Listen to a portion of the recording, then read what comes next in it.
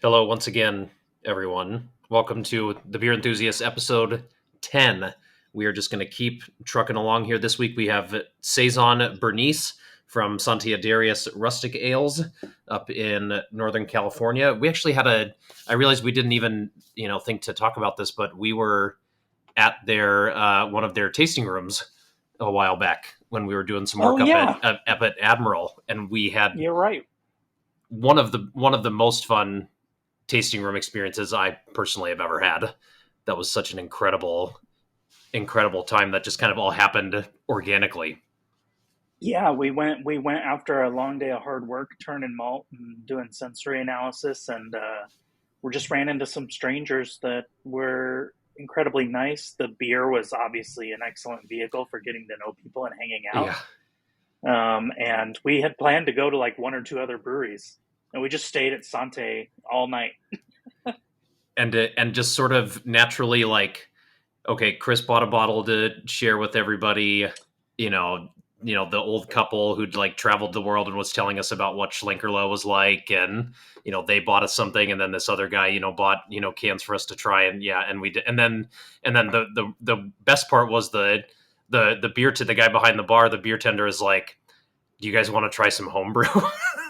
he's like, Yeah, and he's like, we get homebrew all the time. He's like, we get people just bringing in random stuff, hoping that the brewers will try it, and they almost never make it into into the hands of the brewer. So, and we did, and it was so so funny because fun. I think I feel like I remembered you kind of like motioning to them after you tried it, and you were kind of like, he's gonna really like this, and because someone had brewed like an English barley wine, nothing like anything that Sante had on tap, and I did really like it. Yeah, But yeah, that was a really fun. I had kind of forgotten about that, that was but great. We that was a total just happenstance, good good situation. It was a really great lesson not to assume anything about a people or a place, We just went right, in with no expectations and had a really great time. yeah.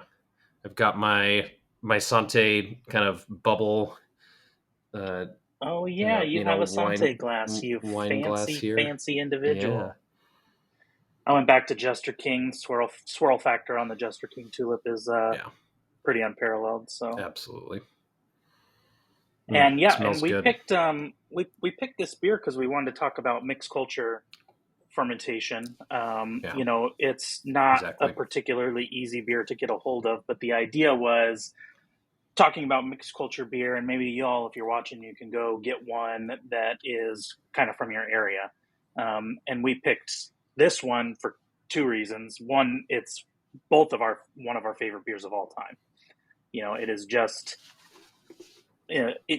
incredible. But also, one of the reasons I suggested it was on the side of the bottle.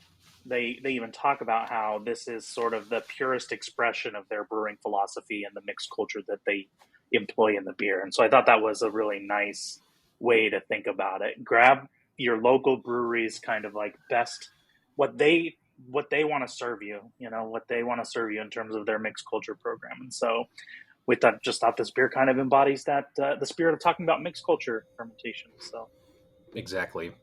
And nobody's doing mixed fermentation to make a shit ton of money. yeah, right. It's it Maybe 90 they used 90. to. Yeah, but 99% of the time it's this passion project, and they're doing something else to maybe pay the bills. But the people at Sante, this is what they love to do, and they give a little bit of an idea, of in terms of some of the stuff they do with the recipe. It's not a ton. It's a saison, obviously saison based, so there's lots of options there in terms of the kinds of hops that you're going to use, the grist that you can have. There's lots of adjuncts that you can, use: wheat, rye, oats, pilsner malt. You can go darker, with saison. You can go higher strength. This is a 6.5, so this would be considered kind of in the standard strength, saison. But obviously one of the things they mention is that it's mixed culture, or also known as mixed fermentation. And generally that's just going to mean that there's Saccharomyces along with one or more other organisms of some kind, whether that's lactobacillus or pediococcus or Brettanomyces, with, I think, usually Saccharomyces, especially when there's going to be longer term, sort of storage or aging. Usually the idea is that Saccharomyces kind of does the initial attenuating and fermentation right out of the gate, and then the bacteria and the other organisms kind of do more of the legwork down the road in those slow aging processes, which is what Bernice, they say it's a long period of aging in stainless steel for Bernice, and that there is a Brettanomyces addition as well. But there's also mixed culture. Kettle souring is mixed culture, but it's just kind of lactobacillus is just kind of propagated in sort of the initial brew day, rather than either inoculated down the road by pitching or through natural inoculation via spontaneous fermentation. So there's some different ways to execute mixed culture. And one of the things that I saw on the Milk the Funk page about it is that there's kind of this general idea of what it is, but not a ton of rules behind it. Yeah. Yeah, So I think a lot of the rules are a little bit unspoken or experiential, and it's, there's kind of where like spontaneous and wild fermentation ends and mixed culture begins versus where you draw the line on, like you said, on kettle souring. I think a really fun kind of philosophical way to think about it is that it usually is represented by what the brewery thinks is the best expression of the yeast culture that is their house character. They're trying to, they're not everything is left to chance in a true mixed culture fermentation like this. They have done generations and generations of this beer using the same or very similar process to hone in a fermentation profile that they really, really like. And, that's a little bit more complex and daring and difficult than just one kind of souring. Like you said, they're even kind of insinuating that they do kind of an initial mixed culture fermentation and layer in Brett as its own thing later. And then I think the other idea to think about is usually we're referring to mixed culture fermentation when it's pitched or introduced intentionally, the yeast and the bugs. And so, that would be, I think, the main difference in terms of how you think about the yeast's influence on the beer between mixed culture fermentation and like spontaneous fermentation, or just thanks for that. straight one type of yeast fermentation. No, that's a good correction. It's an intentional thing. Spontaneous, you're right, doesn't really kind of fall under that. But another thing to mention about the grist too, when you're going to be doing intentional stuff down the road, when I talked about Saccharomyces kind of doing the initial attenuating right out of the gate, that might influence what some of your choices are going to be for the grist. This is why for sour, Flemish brown, sours, there's a good amount of crystal malt. There's got to be food down the road for all of these organisms, and so you've got to make sure you're putting things in the initial grist that's going to survive the initial fermentation that Saccharomyces isn't going to ferment. And so that would obviously change to what potentially some of your grist choices are going to be. Yeah, and I think you nailed it earlier too when you said, the base of this particular beer and a lot of mixed culture fermentation in the United States is Saison. It doesn't have to be, but that is in the spirit of Saison. You can push the levers on malt and grist character sort of however you want, because, we'll go through the whole sensory experience that we're getting from the beer, but generally it's a fermentation character show, and all those other dials that the brewer can push move the needle very lightly in different directions.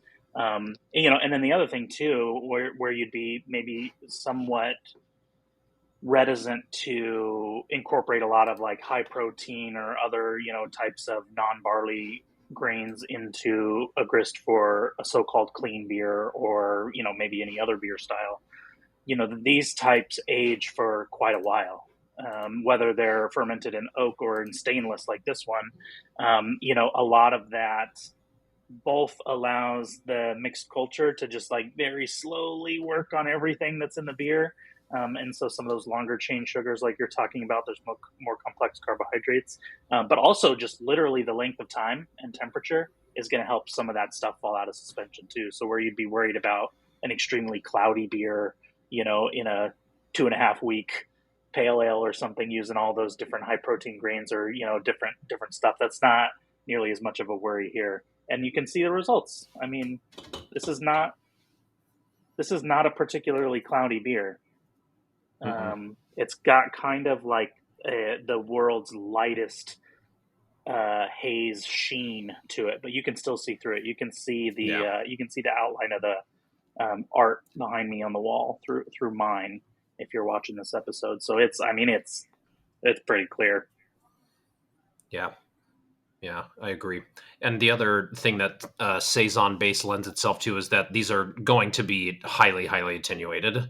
Often finishing at zero for many of these, which is again often why wheat has become a really popular adjunct for Saison recipes, because it's just a good way to add protein and body.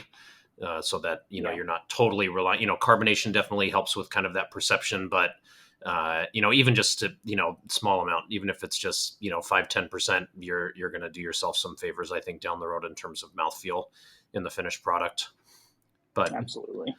we're definitely getting into some sensory stuff, so let's just get there. Officially, you kind of talked about this kind of like good clarity, not brilliant, but still good. I mean, it's this wonderful light gold, kind of deep yellow color, poured with a super duper frothy, meringue like foam, very effervescent looking.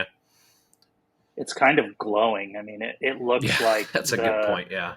the sap orb that they got the mosquito out of in Jurassic Park. It's just like shining, well polished, Yeah. and man, it smells wonderful. Yeah. I always get some like bigger, not bigger, sorry, some more impressions of acidic citrus in the aroma. So you can't really smell sourness, but what I mean is something that borders on like yuzu, lime, Hmm. lemon. And there still is orange and stuff too, but it Yeah. presents in the aroma as one of those brighter citrus characters to me. Yeah. And it's got a little bit of like a dried hay bale, kind of aged quality to it. It's definitely got those kind of very citrusy, almost like you said. I think yuzu's great. I was gonna go with something more like lime or tangerine peel, even something bordering on like candied apricot. Yeah, I always get a lot of apricot in some of the mixed culture, in a lot of mixed culture stuff. I know, remember when we were doing some blending at Beechwood Blendery with Harrison, the head blender there. He just said, he's like, I've done so much blending, and he's like, the most consistent thing that comes up is like apricot. And he's like, I don't necessarily know what exactly that is, but he's like, doesn't matter what the barrels are or where we get. He's just like, it's something that always seems to be a part of at least their flavor profile. I I think that makes a lot of sense. I get a ton of apricot. It's a very fresh kind of apricot. It doesn't really smell like dried apricot, which is interesting for such a well aged beer. Mm, To have like juicier, fresher apricot aromas to it. But I think that's a function of, I get a lot of stone fruit character from the fruitier aspects of Brettanomyces, and so mm. that makes quite a bit of sense, at least from what I know about the beer. Yeah, that's a good point. All right, let's check out what do we got on the palette here.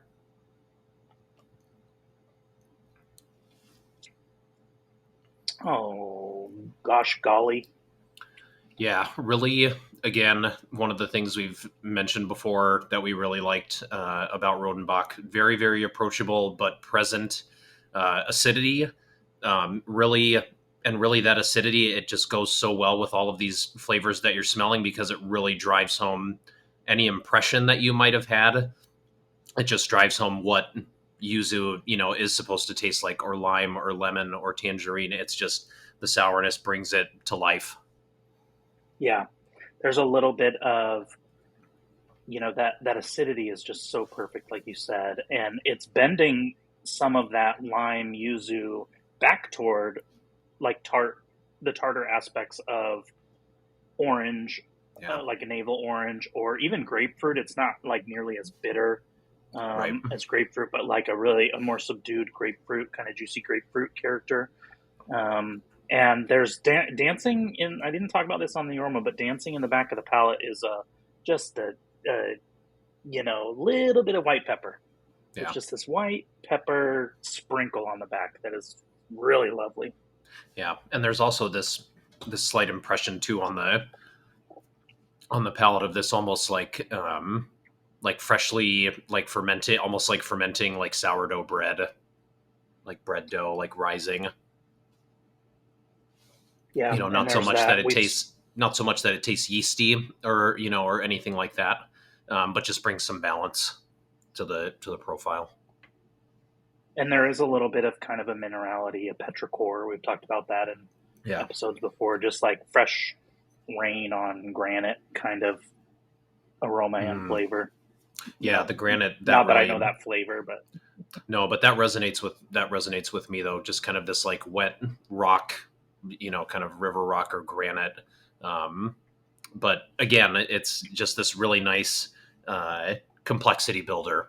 It's there, but maybe not as easy to quickly distinguish or identify in a very specific or super evocative way. The fruit still leads, the acidity still leads, but it just kind of brings it all together and shows you why you would want to do something like this, because you can get fruit and all these other things. You don't have to go to such great lengths to do this, but there's these other sort of benefits that you get to.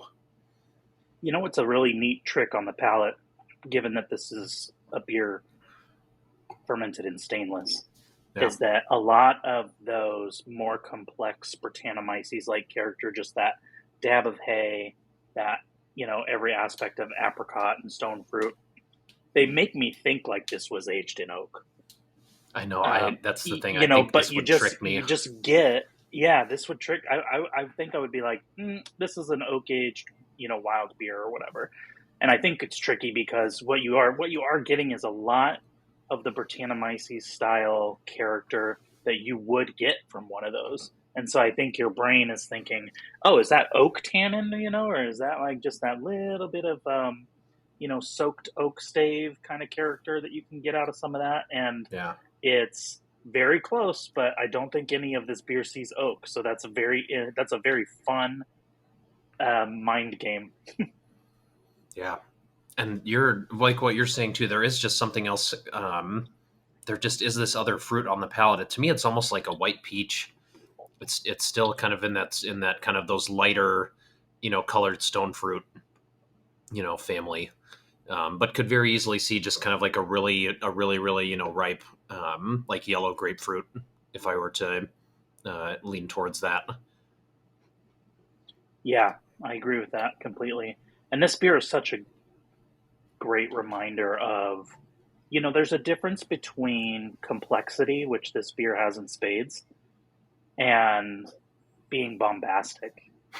You can add a ton of stuff to a beer and it can have more than five prominent flavors, and that doesn't really mean it's complex. Right. If you added, five different kinds of fruit to a beer, so yeah, you literally put five more flavors in the beer, but that's not necessary. That does It's not synonymous with complexity to me, and this is synonymous with complexity. This is, very few raw ingredients, time and fermentation, and it is kicking out both very forward acid notes and also very subtle peppery, herbaceous, the petrichor thing, all that stuff. And so it's definitely one that's fun to sit with, because I think that we could rattle off a couple dozen more flavor notes as we went along. Yeah, I completely agree. Let's chat about what we're gonna do with all these aspects, because the beer finish is quite dry. Um, So along with that and the acidity, I mean, it's ridiculously, drinkable. For a lot of folks around the world, 6.5% is a big beer.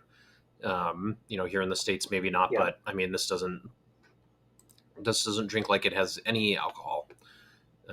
It's it's yeah. very easy to drink. But where did you land on for some food pairing? Well, my first thought was definitely something herbaceous, and I think that this would be really nice with all manner of different kinds of pesto. If you Mm, wanted to do like a pesto and chicken, or if you kind of got a family or an insider pesto recipe, I think any of the nuts that you want to include, if you're not splurging for pine nuts these days, is going to have a really nice interaction with some of those base malt notes and kind of the other, like, just more rustic edges of the beer. But keeping with the herbaceous theme, I want to go. Have you ever had? I don't know if I'm pronouncing it correctly. I think it's called kuku sabzi, and I've not heard of that. it's basically a Persian frittata with Mm, a wreck of herbs. I'm talking like, so it's usually like parsley, cilantro, and dill. Different kinds of, like, it's a Persian New Year dish, which is springtime, early springtime, and so it's like unbelievably herbaceous. It's funny when you make you have cups and cups and cups of parsley, cilantro, and dill. Like, this is unreasonable. This is way too much of all of this. And in the recipes I was looking at, it's basically like if you did a 5 egg frittata, you're doing a cup of herbs per egg. So they're not messing I around. can't even. This I was is like, I can't even. I'm trying to imagine. yeah, they're not messing around. This is, seriously, Jeez. 4 to 5 cups in, a big frittata. And you think, in the same way greens like cook down in a lot of stuff, you can, it always ends up taking less space than you think. But when you're sitting there chopping up all cups and cups and cups of herbs, when traditionally, especially in American cuisine, you're just like putting a sprig of parsley on something. It's never cups and Yeah. cups. So, but the herbaceous and white pepper note in this is like medium low, and is just really a nice thread that runs through the whole beer for me. I would say that the vast majority of it is, fruity fermentation character, and so that's probably a tertiary note. And I want the herbs have their own very citrusy type notes too, particularly cilantro and dill. And so I want those are going to be a great complement to the fermentation character of the beer, but also we can overload on the herbs as well, that herbaceous character, because that white pepper note is just going to be like you've sprinkled a little bit of pepper on this frittata, hopefully. And then that particular dish is quite often served with yogurt, like labna. Mm. Um, and so you could do that, because that would give brightness and acid and liveliness to what is otherwise like very herbaceous, sulfury dish. Or the beer could help act as that acid, that acidic cutting character. And I think that this is very good just with eggs generally, probably all kinds of breakfasty stuff, because there is a little bit of a mimosa vibe to it. It's probably like the world's most complex mimosa, but it's a little bit bubbly, it's Yeah. orangey, it's citrusy. Yeah. It's so juicy in some respects that, like you said, it's not like you're drinking alcohol on one level. And so that's the thing. A little herb Persian frittata, kuku sabzi. Wow. That sounds great. Yeah, I had a few ideas in mind. It was hard to kind of narrow it down, but um, I wanted to kind of start with the base of whatever it is, like whatever everything else is going to rest in is going to like meet the base malt, and so it was like, is it going to be like a tostada and do kind of like a poke tostada thing with like some ahi tuna, some avocado, kind of like what you were saying, just having a lot of like fat that's just going to be able to take on all Mm, of this like fruit character, just like all that, kind of squeezing of the lemon or the orange or the yuzu or whatever. Maybe throw in some, to kind of meet the sourness, maybe with a little bit of contrast, maybe some things that have a little bit of like a touch of umami to them, like some wakame seaweed or something like that on top.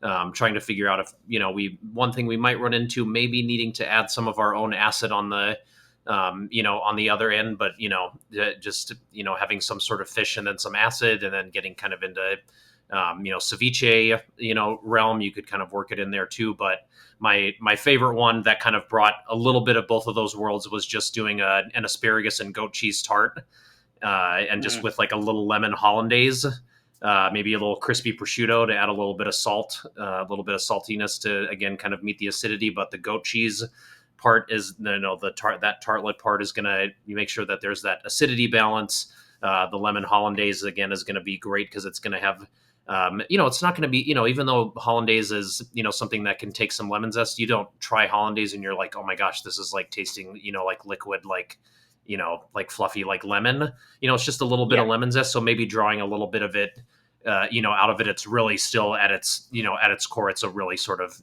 unctuous kind of egg and butter, kind of sauce. And then I wasn't sure, wasn't the, hadn't had Bernice in a while, and so I thought, is the asparagus going to go well? But I think there's some fun.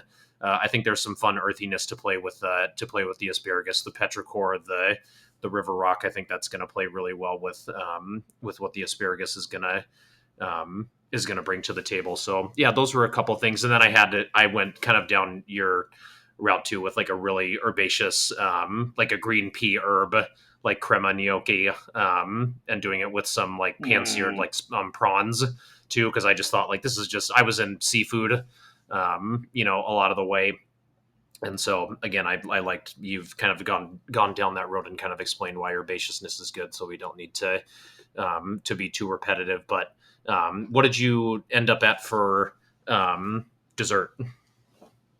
Well, I just from the jump wanted to do key lime pie. And so I think that you can, all manner of like lime desserts, I think, are going to be really off the charts with this. And it's not too, we're getting that lime and lemon and orange and all that fermentation character from the beer. It's not too matchy because if you do key lime for one, and I have a different lime idea in a second, it's got key lime flavor is almost hard to describe, right? How to distinguish it from lime. It's just got this quintessential key lime flair to regular lime. A little bit less acidic, some other like sweeter impression type lime characters. It's just really well suited for dessert, obviously. So key lime pie would be good. But I wanted to mix it up a little bit too, and I haven't had them in a long time, but Australian finger limes. They also call them the caviar limes because they look like a stubby finger, but when you cut them open, basically little lime pearls come out, and they're like little Cool. lime juice. Like they look like caviar, kind of is why they call it caviar lime. And so that we could do a tart, like a tartlet version of key lime pie. But instead of key lime tart, we'll use Australian finger limes, and that also just like dresses it up a little bit too, because you can flavor the filling with the finger limes, but then you can also top it off with the caviar looking finger limes, and that's just like, you with the eyes too. And something that you said about, you're adding all manner of citrus to your dish. I'm thinking about like the difference between when you're at kind of a grimy diner or whatever, but you still get like an old lime wedge on the side that you can squeeze all over everything. And it seems like as the dishes get fancier and fancier and the restaurants get fancier and fancier, it's just like the citrus gets fancier, right? Yeah. It's like, no, not lime, finger lime, not, not, not oranges, kumquat, and then, not lemon, yuzu. And it's just like the squeeze that's my current operating theory, is that the main difference between fine dining and normal folks dining is the the fanciness of the citrus. So I tried to make the dessert a little fancier citrus too. Oh my gosh, that's too funny. What about you? I was immediately drawn to trying to work with some raspberry, trying to have something that's still got a little bit of tartness.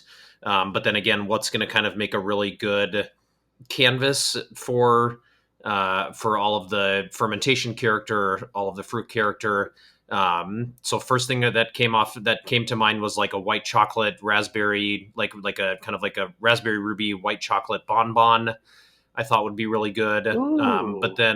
But then also I thought again, kind of in that same prosciutto realm, like how can we bring some salt or something a little more, kind of interesting in kind of that realm, and then kind of ended up at like raspberry pistachio profiteroles.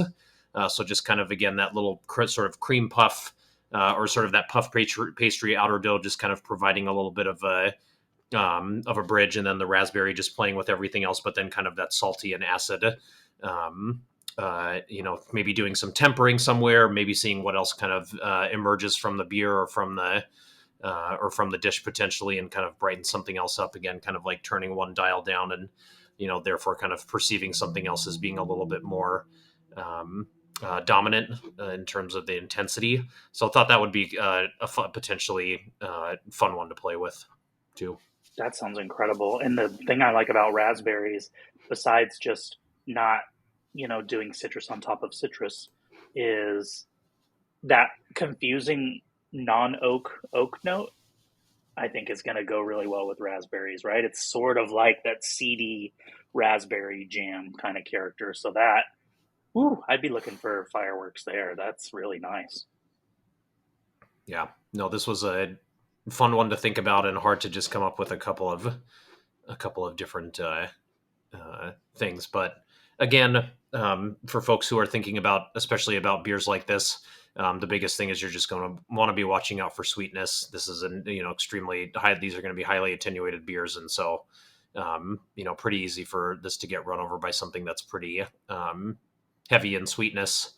So again, kind of finding some things that are maybe sweet and tart, or things that have a little bit of like an acidic quality to them. Like, that's what makes key lime so great in this particular scenario. You've got a little bit of it's just not an overly sweet thing that's just coming in. It's a balanced dish in its own right.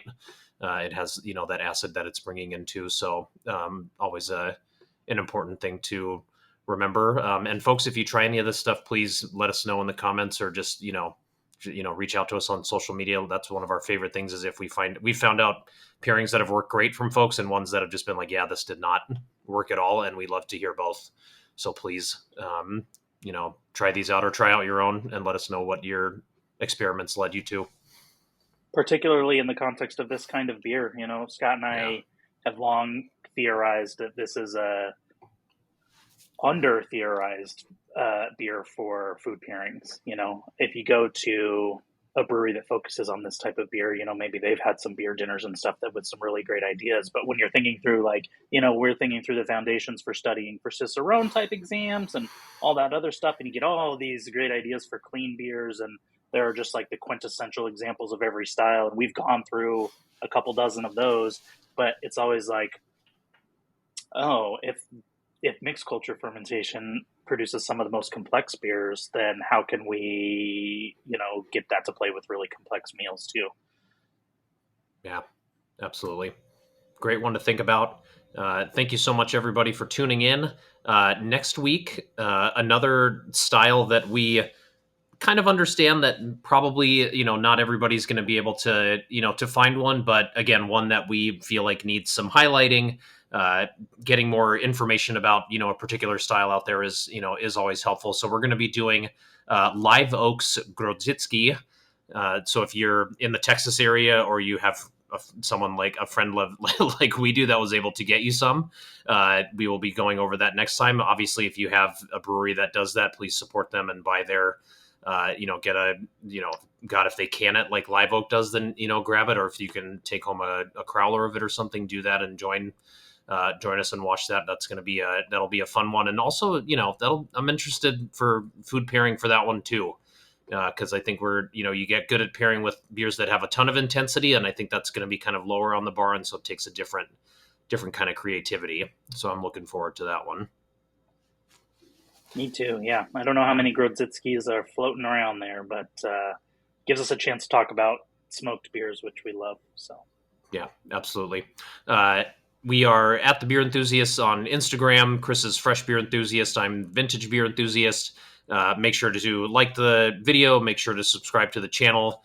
Thank you to everybody who's continuing to support us and all the kind words that people are, saying about all the, the how thoughtful this is and how much work we're putting into it. We're really just trying to take an opportunity to, not only be able to kind of do this for our own studies, but also as a chance to be creative, a chance to do education, and a chance to just continue to get more, really solid and good, beer content out into the world. That's really important to us. So, cheers to all of you. Thank you for tuning in, and we'll see you next time. And we talk about live oat Grodzicki, and get yourself. I mean, drink some mixed fermentation before we get there because this stuff's delicious. Thanks, everybody. Cheers. Cheers.